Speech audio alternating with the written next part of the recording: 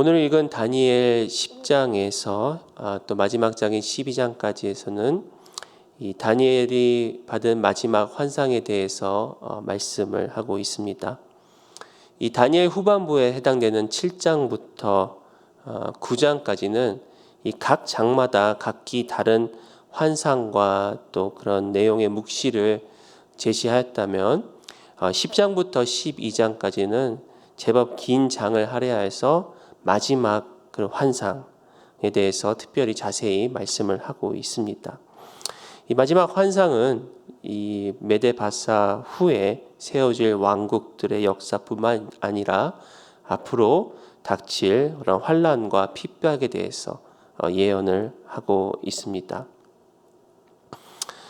다니엘은 평생 하나님께서 쓰신 사람입니다. 그는 육체적으로도 하나님께 쓰임을 받았고 또 하나님은 그에게 여러 가지 계시와 비밀을 말씀해 주신 것을 우리는 다니엘서를 통해서 알게 됩니다. 그는 참 탁월한 하나님의 사람이었고 또 탁월한 리더였습니다.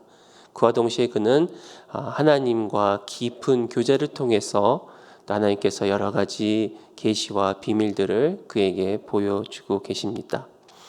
오늘 우리가 읽은 이 10장 1절에서 9절은 이제 앞으로 벌어질 이 큰 환상에 대한 어떤 도입부 서론에 우리가 볼 수 있는데, 우리는 여기서 한 번 더 하나님은 어떠한 사람을 통해서 하나님의 비밀을 보여주시는지 그 교훈들을 좀 여러분들과 몇 가지 나누기 원합니다. 첫 번째는 하나님은 신실한 기도자에게 비밀을 보여주십니다. 하나님은 한결같이 기도하는 기도의 사람에게 특별한 은총으로 하나님은 비밀을 보여주고 계십니다.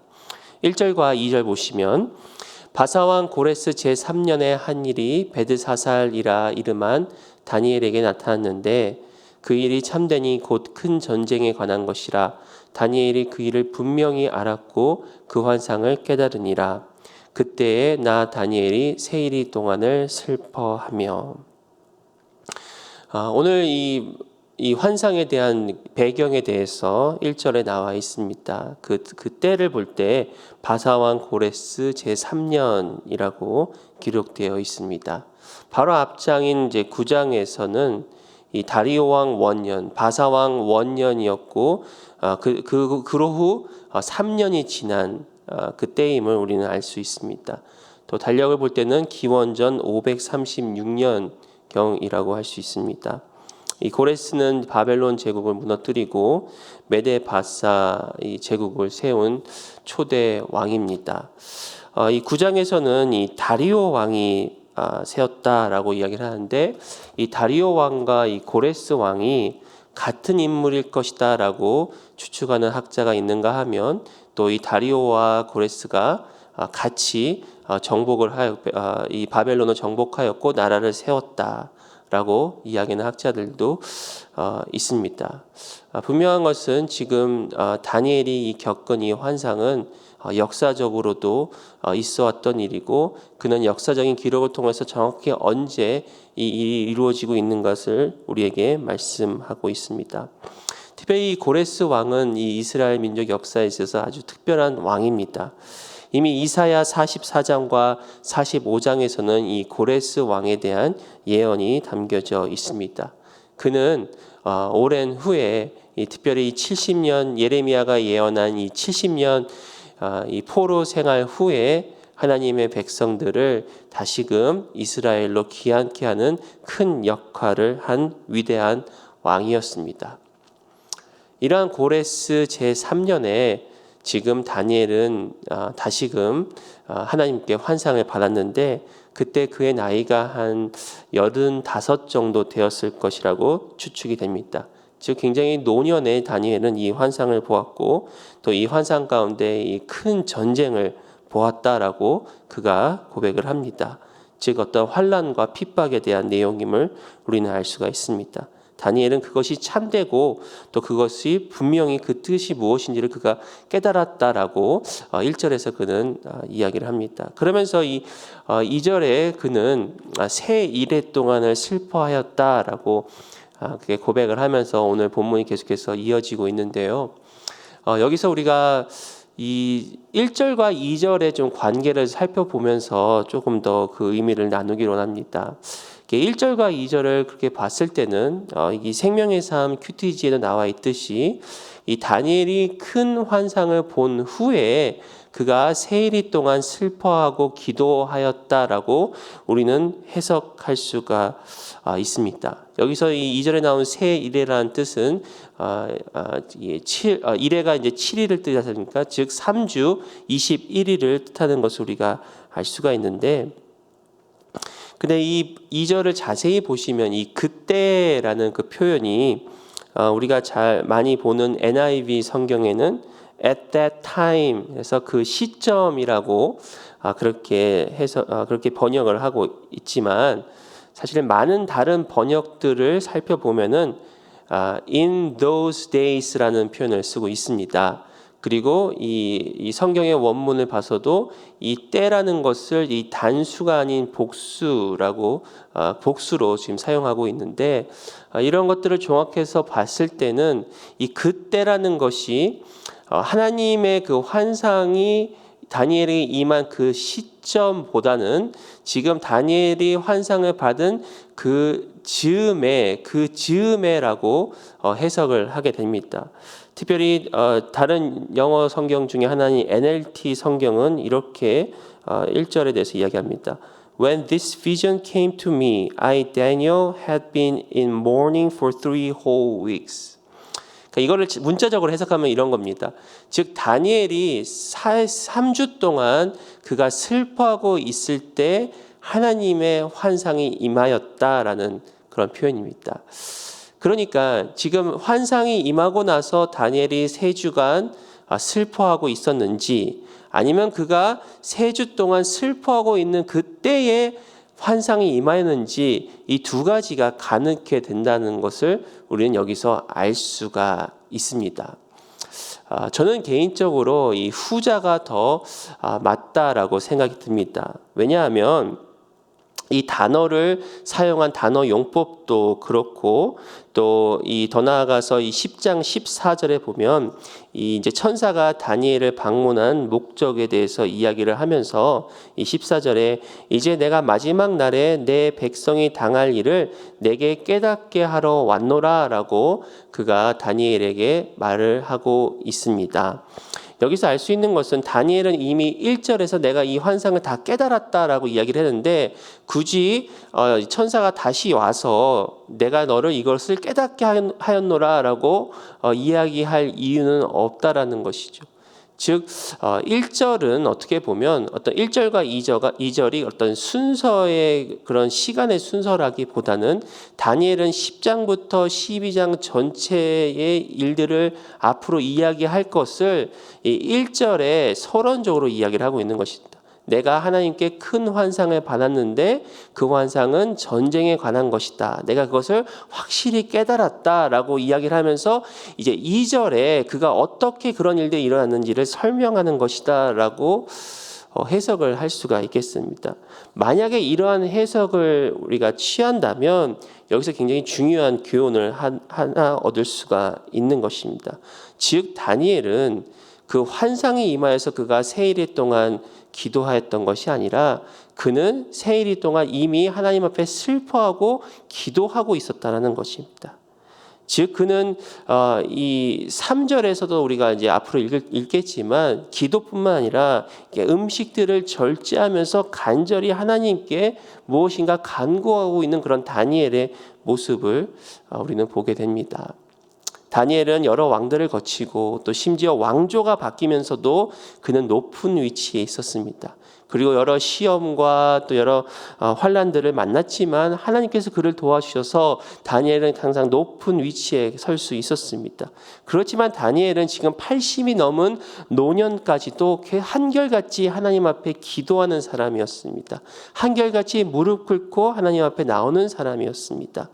그는 하루 3번 기도함과 동시에 지금 이 10장 1절과 2절에서 나와 있는 지금 3주 동안을 지금 하나님께 간절히 무엇인가를 기도하고 있었던 것입니다.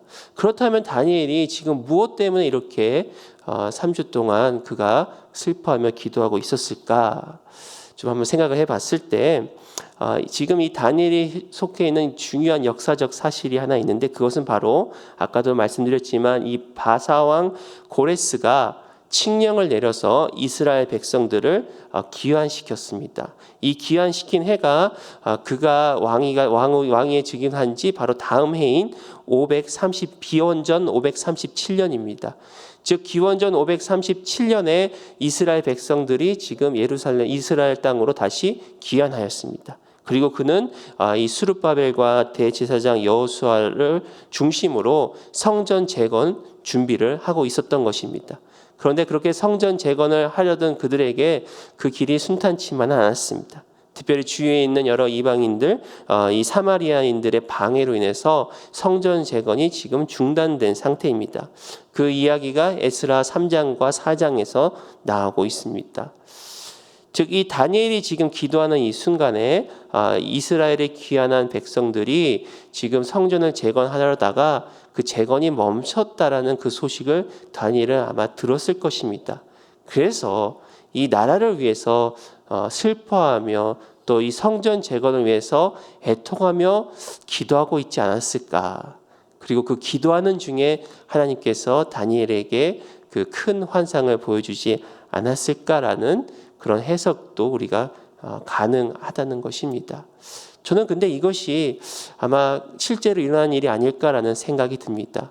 우리 바로 그 전에 앞에 있던 이 9장에서도 다니엘은 예레미야의 그런 예언을 통해서 이 70년 후에 이스라엘 백성이 다시 돌아올 것이라는 그런 하나님의 말씀을 그가 받고 하나님 앞에 전적으로 기도하되 특별히 조상들의 죄까지 그가 회개하면서 나라를 위해서 중보하는 그런 예레미야의 모습을 봅니다. 항상 한 가지 의문이 들었던 것 중에 하나가 왜 다니엘은 다시 이스라엘로 귀환하지 않았을까? 그가 그토록 원했고 또 이 노년에 이르기까지 잊지 않았던 또 이 예루살렘을 향하여 3번 기도하였던 다니엘이 정작 귀환할 때는 왜 돌아가지 않을까라는 그런 생각을 가끔 할 때가 있습니다. 그런데 오늘 다시 말씀을 좀 묵상하면서 그는 비록 예루살렘에 돌아가지 않았지만 또 어떻게 보면 그는 지금 80이 넘은 노년이기 때문에 이 다음 세대들 젊은 리더들에게 그 일을 맡겼다고 할 수 있지만 하나님께서 부르신 그의 부르심은 비록 지금 그 땅에 머물러 있지만 포로가 된 땅에 머물러 있지만 그곳에서 아직도 잊지 않고 신실하게 기도하는 기도의 사람으로 하나님은 다니엘을 부르시지 않았는가라는 그 생각을 하게 됩니다. 정말 중요한 이 기도의 자리에 다니엘은 늘 머물러 있음을 우리는 다시 한번 기억하기 원합니다. 이 70년이라는 오랜 세월이 지났음에도 불구하고 나라를 위해서 잊지 않고 또 하나님의 말씀의 성취를 위해서 말씀을 붙잡고 끝까지 기도했던 다니엘을 하나님은 쓰시고 그렇게 비밀을 보여주신 것입니다. 특별히 우리가 잘 아시는 말씀 예레미야 33장 3절에 너는 내게 부르짖으라 내가 내게 응답하겠고 내가 알지 못하는 크고 은밀한 일을 내게 보이리라 라고 말씀을 합니다. 하나님의 은혜는 무조건적인 은혜입니다. 하나님의 은혜는 전적인 하나님의 주권으로 우리 구원받을 자를 택하여 주셨습니다. 그러나 하나님께서 쓰시는 사람들은 하나님의 특별한 은총을 받는 사람에게는 또 그러한 또 하나님께 쓰임 받을 만한 준비와 그릇이 된 사람임을 우리는 너무나 잘 압니다. 이 다니엘을 통해서 우리가 아는 것은 다니엘은 한결같이 신실하게 하나님께 기도하는 사람이었습니다. 특별히 자기의 유익을 구하는 것이 아니라 하나님의 뜻과 하나님의 나라를 구하는 사람이었습니다.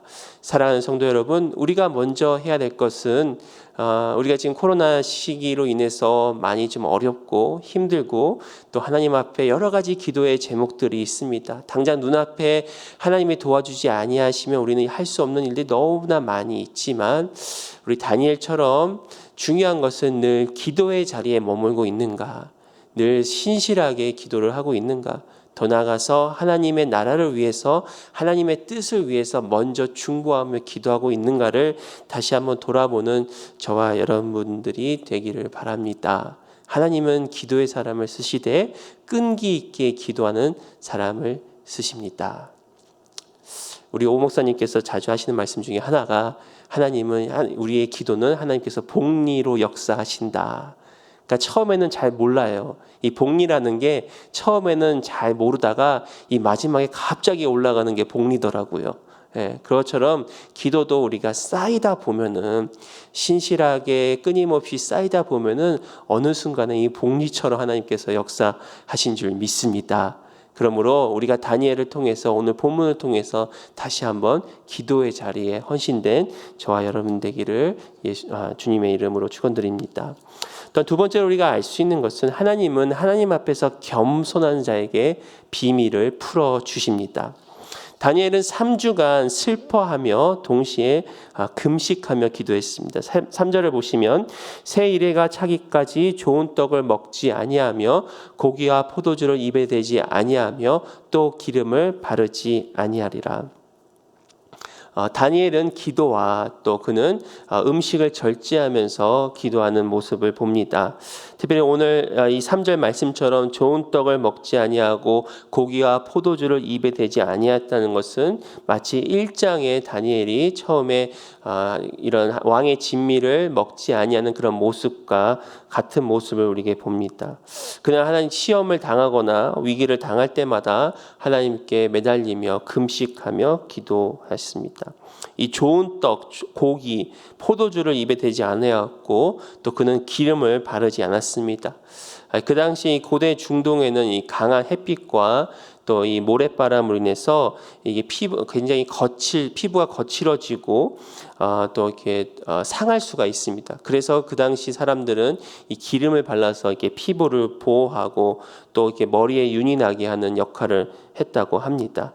하지만 다니엘은 이 모든 것을 금지하고 이 좋은 떡과 고기와 포도주, 이 좋은 떡이라는 것은 영양가 있는 또 그런 음식이라는 그런 뜻을 갖고 있는데, 그러니까 이 철저하게 이 모든 것을 금하고 아주 기본적인 음식과 물로만 그가 3주 동안 금식하면서 기도하는 모습입니다. 우리가 이것을 이제 다니엘 금식이라고 또 요즘에도 하고 있는데요. 이처럼 이 금식은 이게 음식을 절제하면서 온전히 이 생명은 바로 주님께 달려 있다라는 그런 고백입니다. 또한 이 금식을 통해서 영양분을 음식이 아닌 하나님께 또 말씀으로부터 우리가 받는다라는 그런 의미를 가지고 있습니다. 특별히 이 금식한다는 것은 결국 하나님 앞에 스스로 겸비하는 자세를 뜻합니다. 그래서 이 천사가 다니엘에게 10장 12절에 이렇게 이야기합니다. 그가 내게 이르되 다니엘아 두려워하지 말라. 내가 깨달으려 하여 내 하나님 앞에 스스로 겸비하게 하기로 결심하던 첫날부터, 즉 하나님 앞에 스스로 겸비하게 하기로 결심하였던 첫날부터라고 이 천사가 이야기를 합니다. 즉 다니엘은 하나님 앞에 금식을 통해서 스스로 겸비하며 겸손할 것을 그가 결심한 것입니다. 이 영성 훈련에 있어서의 핵심은 바로 겸손입니다. 겸손이야말로 하나님께서 쓰시는 사람이고 또 우리는 그만큼 겸손을 또한 훈련해야 할 필요가 있습니다. 이 달라스 윌라드 교수님께서 이 영성 훈련에 대해서 이렇게 말씀하셨습니다. 영성 훈련은 하나님께 의존하는 법을 배우는 방법이다.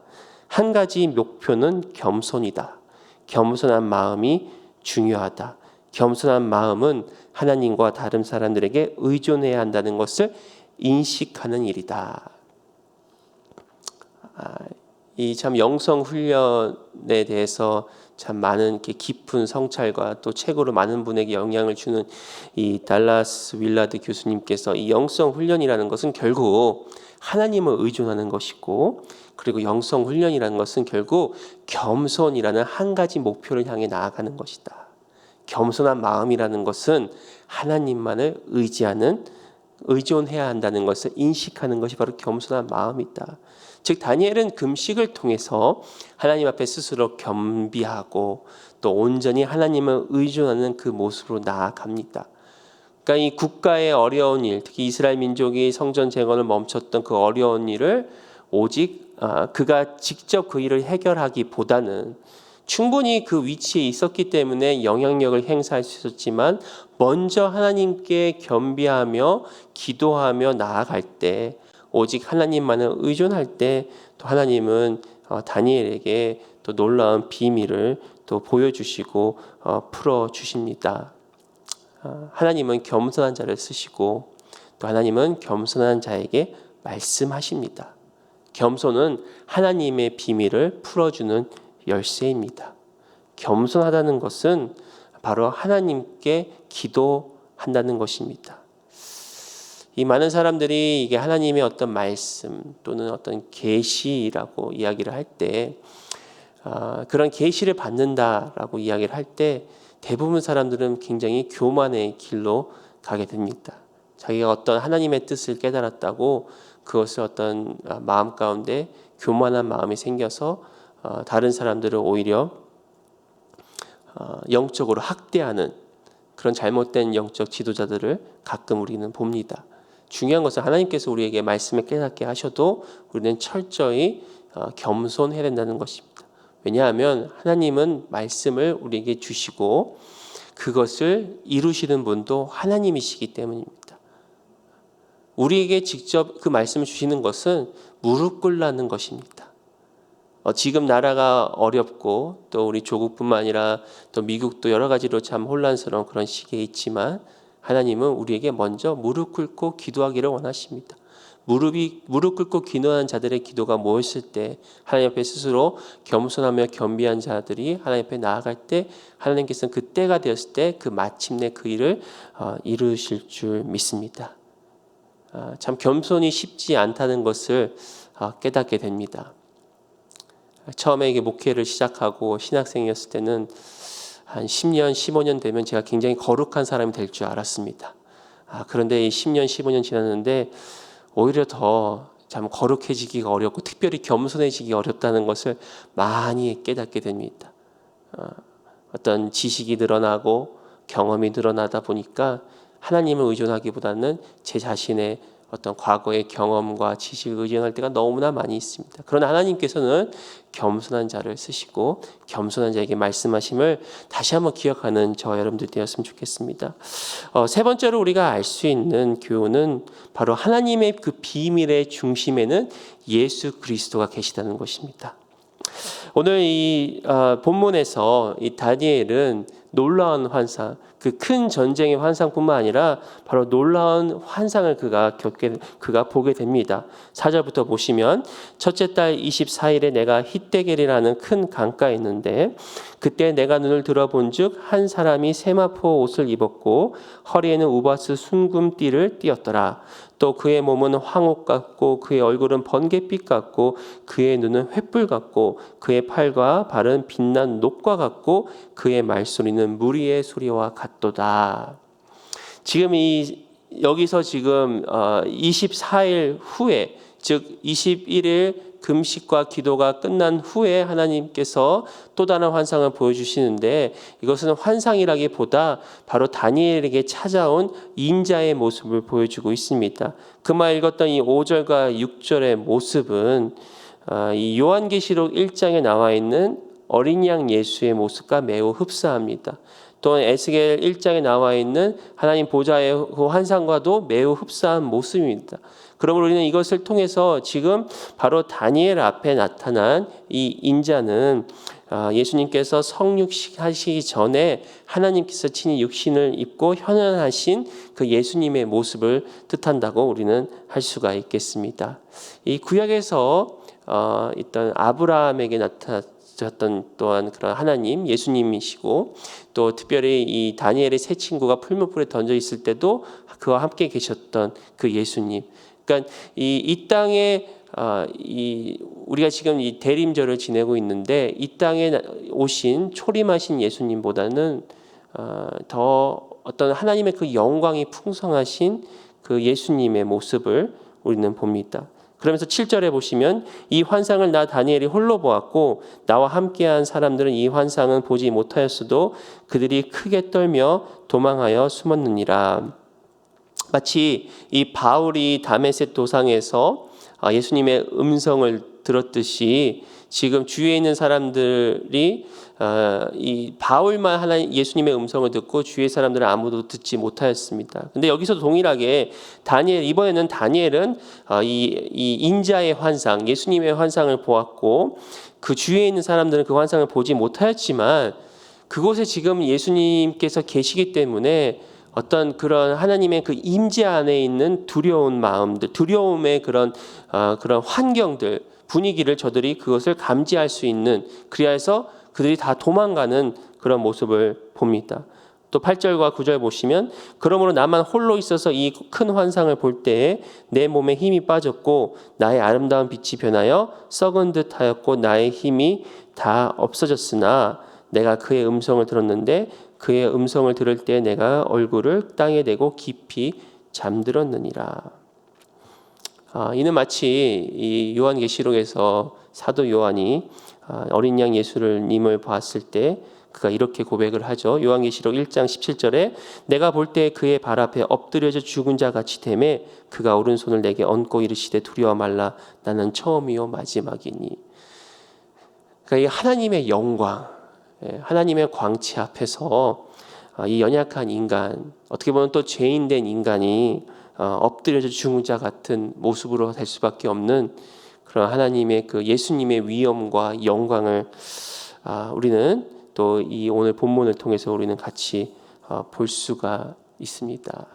결론적으로 결론이 이게 지금 서론의 부분이지만 먼저 우리에게 지금 말씀하고 있는 것은 지금 다니엘에게 보여주고 있는 수많은 환상들 그리고 앞으로 일어날 그런 역사들 가운데 중심은 바로 예수 그리스도시라는 것이죠. 이 세상의 역사 지금도 우리는 예수님을 중심으로 역사는 돌아가고 있습니다. 결국 다시 오실 예수님을 우리는 바라볼 수가 있는 것입니다. 하나님의 나라란 결국 하나님께서 통치하시는 나라요, 예수님께서 통치하시는 나라입니다. 지금 수많은 역사들이 지나가고 있지만 그 중심에는 바로 예수님께서 계십니다. 우리는 다니엘을 통해서 알 수 있는 또 중요한 주제 중에 하나는 바로 하나님은 온 열방을 통치하시는 분이시라는 것입니다. 비록 하나님께서 택하신 이스라엘 민족은 바벨론의 포로가 되었지만 바벨론에 이어서 메데 바사와 또 헬라와 로마와 그 후에 있는 수많은 온 열방의 역사들도 결국 하나님께서 친히 이끄시며 바로 예수 그리스도를 중심으로 하여 이 역사는 흘러간다는 것을 다시 한번 우리에게 깨닫게 됩니다. 그러므로 사랑하는 성도 여러분, 우리가 12월 한 달 또 마지막 2020년 마지막 달이며 동시에 우리는 지금 대강절을 같이 보내고 있습니다. 바로 오시는 예수님, 이 땅에 오신 예수님을 우리가 기억하고 기념하며 또 다시 오실 예수님을 우리가 바라보며 또 주님께 소망을 두며 특별히 어려운 이 팬데믹 기간을 오직 예수님께 우리가 초점을 맞추고 하루하루 승리하며 살아가시기를 예수의 이름으로 축원드립니다. 기도하시겠습니다. 사랑의 하나님 아버지, 오늘 다니엘의 말씀을 통해서 하나님께서 신실한 기도자를 사용하시고 또 하나님 앞에 겸손한 자에게 말씀하여 주시고 결국 모든 비밀의 중심에는 예수님이 계시다는 것을 다시 한번 저들에게 깨닫게 하여 주심에 감사를 드립니다.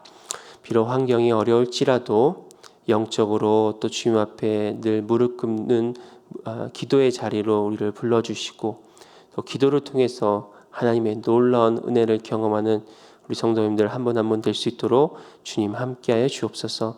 2020년을 마무리하는 이 12월 하나님 각 가정마다 하나님의 또 은혜의 은총이 함께하길 주님께서 함께해 주시며 또 특별히 육신이 연약한 분들을 주님께서 이 시간 붙잡아 주셔서 강건케 해 주시며 또 위로해 주시며 또 경제적으로도 어려운 분들에게 하나님 소망을 품게 해 주시사 또 합력하여 손을 이루시는 놀라운 하나님의 손길을 경험할 수 있도록 주님 역사하여 주옵소서.